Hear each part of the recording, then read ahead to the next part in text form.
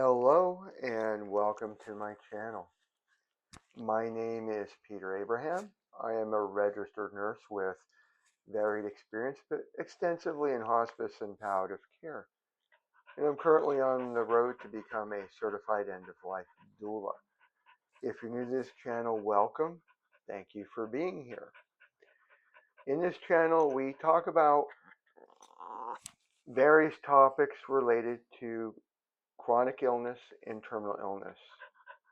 Holistic nursing, hospice and palliative care nursing, end-of-life doulas, book writing, for which I have written multiple books in various genres. I shouldn't say various genres, I should say I have books to help empower hospice nurses, books to help empower holistic nurses, books for caregivers, and recently books for end-of-life doulas.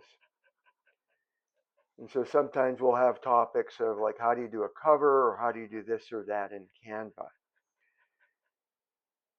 We'll also talk about things people go through involving death and dying. If this is something that interests you, please like, subscribe, and comment below. So I do live in central Kentucky with my wife and our two rescue dogs. And this one here, her name's Penny, and she's actually from Hazard, Kentucky. We rescued her while we were living in PA. And if you can't tell, she's having a mild, this is mild, compared to what she has worse, panic attack. So I know I'm going to go in some rabbit trails, but when she was originally obtained by her owner as a very young puppy, no one took into account capabilities or what happens when the owner can't take care of the dog anymore. So the owner had to go into a nursing home. We don't have the complete story. And the family, rather than look at this sweet, beautiful girl, let's take her in, they literally put her out the door into the neighborhood. So she had to fend for herself, including putting up with a neighbor that we were told would take a gun and shoot at her. Now, thankfully, I don't believe she was hit, but the sounds traumatized her so much that when we have thunderstorms, lightning, cars without mufflers, and other unexpected sounds, she can become a mess. So if you would bear with me. So before we go on for the topic of this episode, which is a brief discussion of a recently published book for end-of-life professionals, Crafting Meaningful Legacies, I want to encourage you to do what I try to do every day, sometimes several times a day, and that is ask yourself the question, what am I grateful for? I hear on a regular basis, including having heard it today, it takes a special type of person to do hospice, or that must be so hard.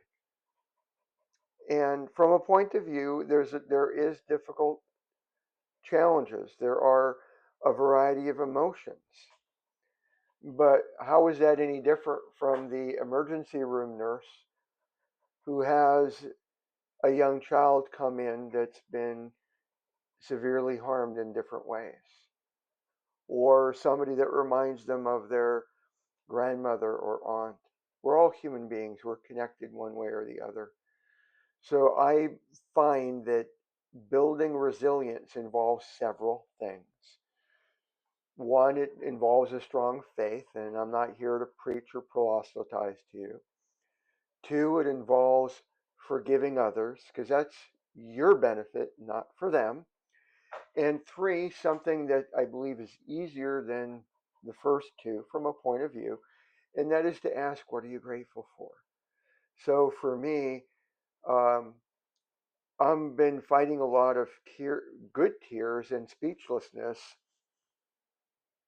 Some of you may be saying I talk too much.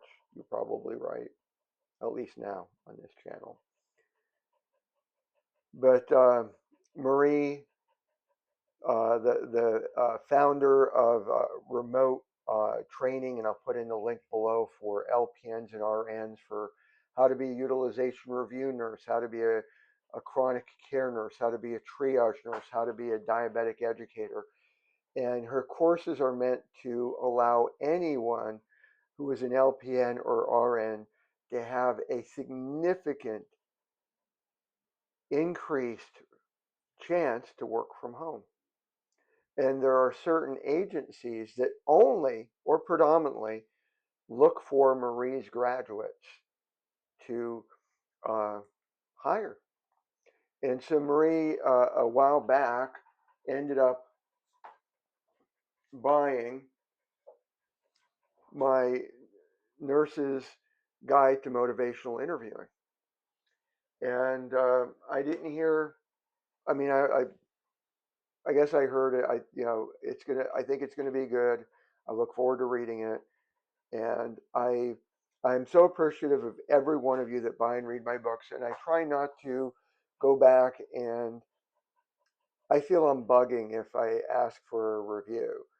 But any of you who have published, self-published, um, sometimes I admire, like, some people get like thousands and thousands of reviews, or hundreds even, or even in the scores, and I'm always like, I'm not jealous, but it's like I don't understand. Like for instance, this my number one bestseller uh, has sold um, probably 150 books a month. Now I'm a small time author, small time self publisher, so I'm happy with every sale. But it's sold consistently, and since July. Now again, July might have been 80 books. I think um, August was a little bit up. It varied, but it finally got to the point towards the end of last year that it's common to do about 150 books a month. And I am happy that I have 3 reviews, and I'm thankful that everyone reviewing is either, like, I think of their current ratings of 4.9. So I'm happy with that. So anyway, I went back to Marie, long story short, my version of short, and was saying, "Would you mind giving me a review?" And it was like, "I'll do one better." And in 2 of her courses,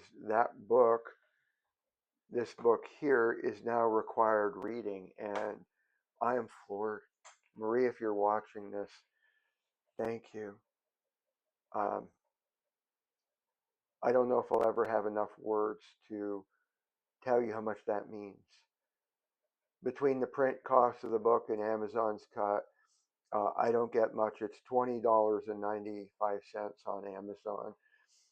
But whatever I get from that, that helps. I've been able, between Laura's Social Security, her working part time, and the book royalties, between all 3, we've not had to significantly touch our savings. This is going to be a very hard month because of we just had to have repairs in our 1 bathroom, um, and some car registration stuff that we paid registration in Pennsylvania, but in Kentucky, oh my, two cars is almost $500. Um, and so some things are, the cost of living is less expensive, but in other areas it's an eye opener. And so this month is heavy hit, and there are months I've had to transfer money out of our savings. But for the most part, the between the book sales, Laura's Social Security, and her part-time job, we're making it.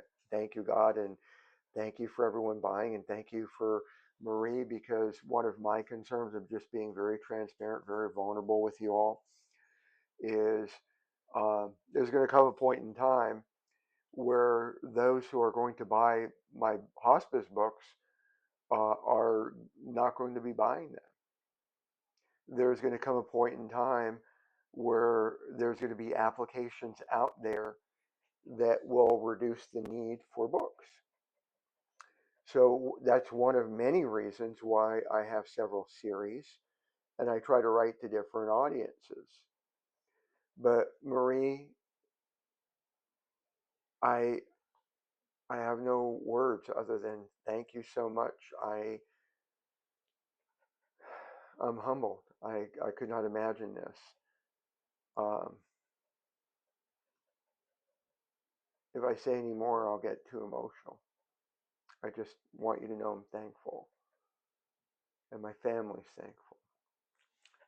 So, in terms of the topic for today's video, um, one of the blessings that end of life professionals can give to the terminally ill loved one is to do a legacy project.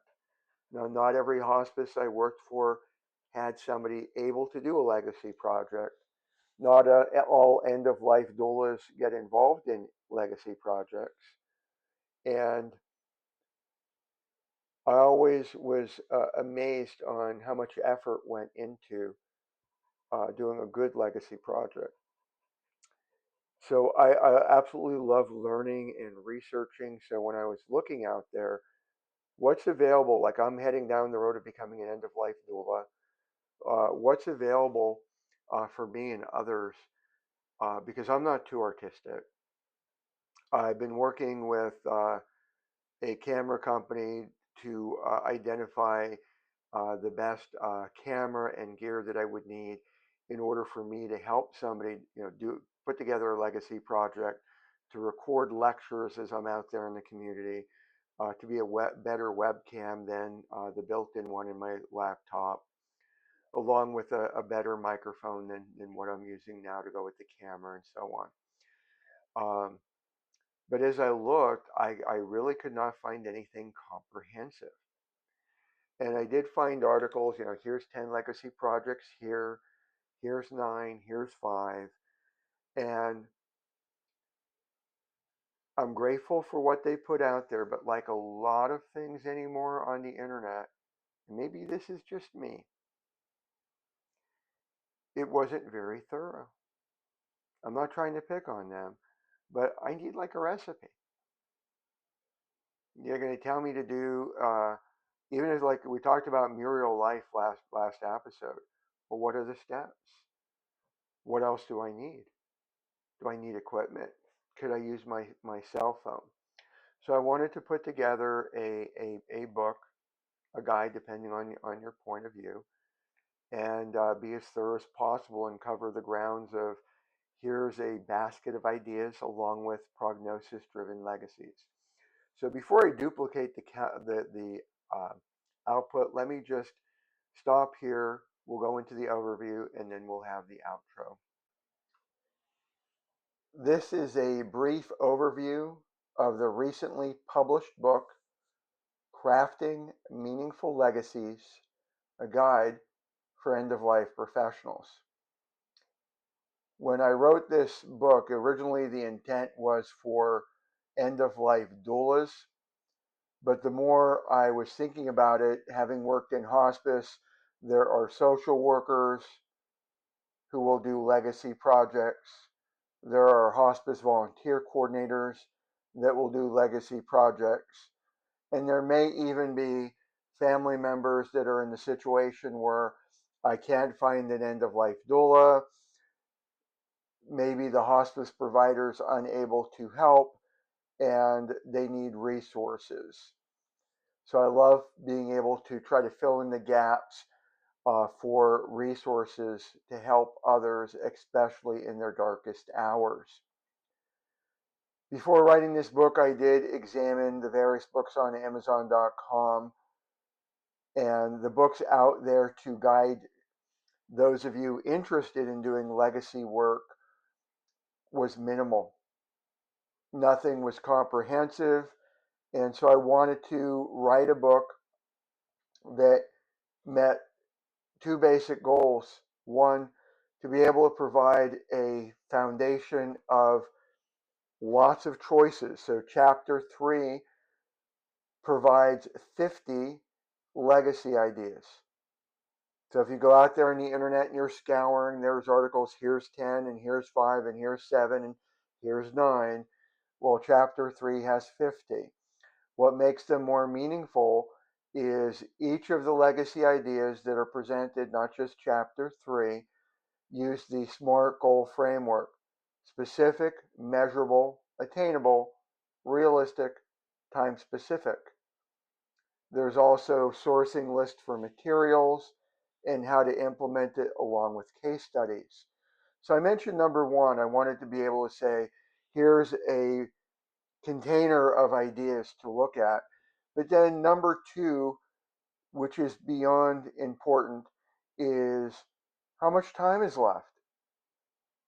Now, I just watched a video done by Barbara Carnes. She is an amazing lady. She has various books gone from my site: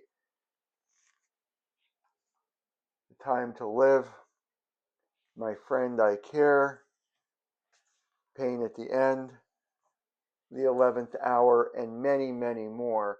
And she was presenting about, we're actually living through the dying process. It's not all about death. It's living all the way, and how are we going to live all the way through. And she made the comment that, the best that the professionals can do is tell you you have hours to days to weeks to months. And that is so true. But a very good professional, aside for sudden events that no one can anticipate, can give you a reasonable ballpark. So what if the person just came on hospice and everybody's on the same wavelength that we have 6 months for that person to live? There's a lot more that you can do for a legacy project compared to somebody that has 2 months to live. I'm sorry, 2 weeks to live. So I do have from chapters on prognosis driven legacy projects. So let's just go through. Again, this is not going to be going chapter by chapter, word by word, but we do have an introduction including how to use the book. There is scientific evidence that involving the family in the legacy project can reduce anticipatory and post grief. And it could also make it easier on the person, depending on their cognitive ability, the terminally ill person. Chapter 2 goes over the taxonomy. So when we talk about taxonomy, if you're not familiar with that word, if you go to a website like compassioncrossing.info, compassioncrossing.info, you'll see categories, and then you'll see genre or tags. That's taxonomy. It's just a way of how do we categorize the information. And so when it comes to legacy, there's basically three methodologies. There's the five senses framework, our sense of touch, our smell, our sense of hearing, the five senses. And then there's document styles where there's one or the other. There's ethical wills. Sometimes people may refer to those as living eulogies. And then there's life story anthologies. Legacy, used to use a scroll button on Word versus the PDF viewer. The 50 legacy projects, they're broken down into different categories. Some of them are part ones and part two. And I do apologize, I'm not sure how to have, there we go.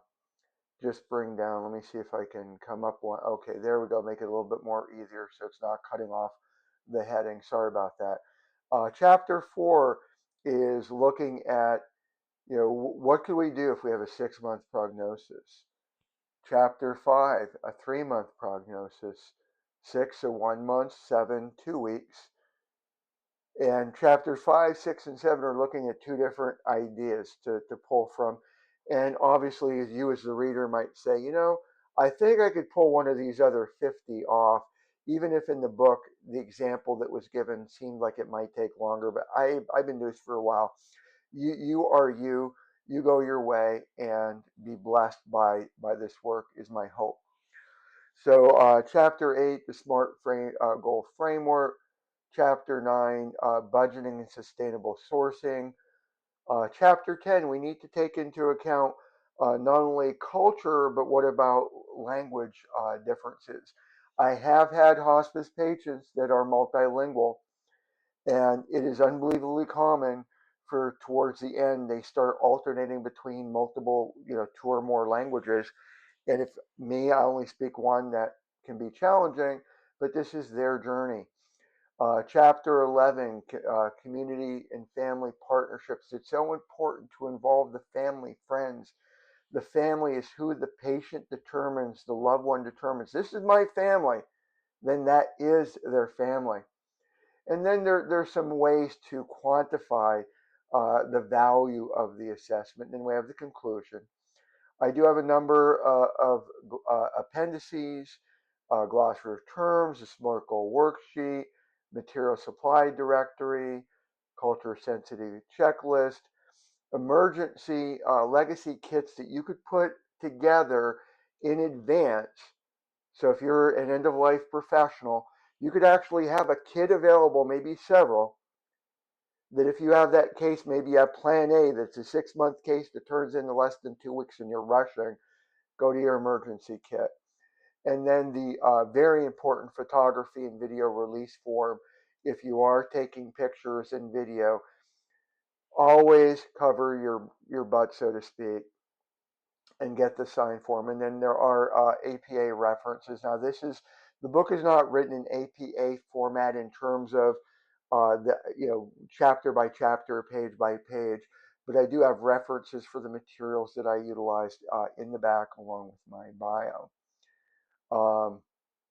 Just going over a brief, I did try to use appropriate graphics coming into each and every chapter. There are psychological benefits for doing this work. Let me just move my picture out of the way, more in the middle. There's a lot of benefits. There's a benefits of reducing anxiety of death. Everywhere I can, I'm pulling case studies from other end of life professionals into the picture. Not doing page by page. I am sort of, but I am going to be cutting off once I get through a little bit of chapter 3. We talk about the taxonomy.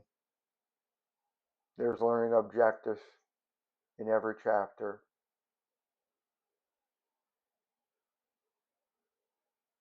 And yes, you can have culinary. Every chapter has reflection questions. Let me just go just a little bit into chapter 3. So ethical wills. I try to give a budget range. There is a note in this. Here it is. Keep in mind this is as of May. This book was published on Amazon. Came out. They said May 19th, but it was over. Actually, I think it was past midnight today when it all the paperback and hardcover came out, and then I submitted the Kindle version, which is already published. So it gives budget ranges.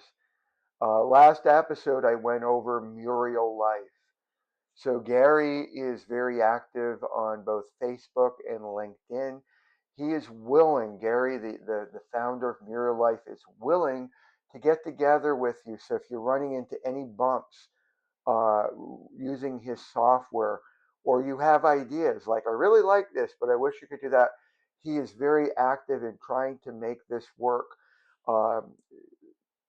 I'm focusing on this because while, for example, this SMART goal goes over, let's do this in 3 weeks, I also come back to Muriel Life in chapter 7 as one of the two because it is web-based, because it allows you 2 pathways. Either pathway 1, I'm going to be the creative person, me being the end-of-life professional, granted a family member can use, and I'm going to do it all by myself and some family input. Or the second way, which is I'm going to get commentary, either myself, maybe I might have a recorder. Remember, your smartphones can record, so you can you can record on your smartphone. Or I'm going to take notes from family members. I'm going to give family members access. 1, 2, 3, 4. There's many comments as you can get. Upload pictures, and its technology will put together a framework for you to edit and review. Gary did a wonderful work with that. So that case study, again, this was done in last video.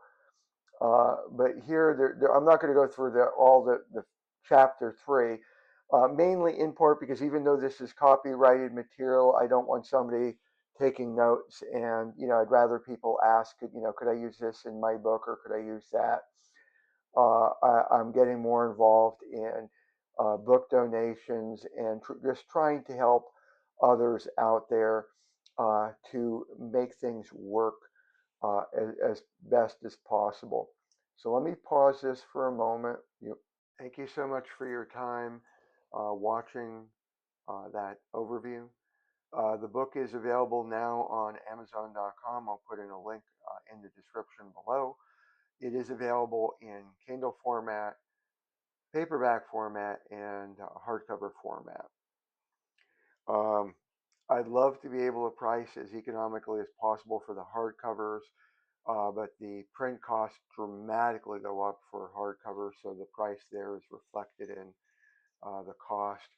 So the print version tends to be, from my perspective, better from the standpoint is I can carry the book with me. Now, this is not the book, obviously. This is Clinical Pathophysiology. Um, it just published, so I don't have my author copy to show you here on camera. Um, I'm going to be ordering, I believe, the hardcover. I'm still waiting for my first two books in the Bridges to Eternity series to get the author copies for. I did order them. But with author copies, they could take 2 to 3 weeks, sometimes a little bit longer, especially the hardcover versions. If you have any questions, this is a non-judgmental channel. I can't emphasize that enough. I have my own viewpoints on faith and politics and a lot of other different things, as you do. But I'm not into pushing them onto you, nor do I want them pushed onto me. Let us see how we can help one another, uplift one another, and encourage one another. That's, to me, what we should be doing in life. Take care, and God bless.